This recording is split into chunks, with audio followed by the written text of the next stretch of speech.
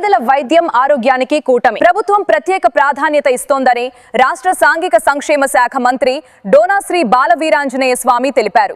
వివరాల్లోకి వెళితే కొండపి సామాజిక ఆరోగ్య కేంద్రంలో జరుగుతున్న మరమ్మతు పనులు, ప్రహరీ గోడ నిర్మాణ పనులను మంత్రి డోలాశ్రీ బాలవీరాంజనేయ స్వామి బుధవారం పరిశీలించారు. ఈ సందర్భంగా మాట్లాడుతూ పనుల నాణ్యత విషయంలో ఎక్కడా రాజీ పడొద్దని అధికారులకు సూచించారు.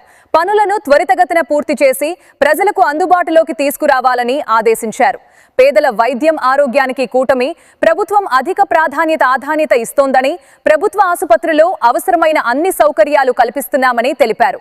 అలాగే ముఖ్యమంత్రి నారా చంద్రబాబు నాయుడు నాయకత్వంలో పేద ప్రజలకు ప్రభుత్వం అండగా నిలుస్తోందని మంత్రి పేర్కొన్నారు.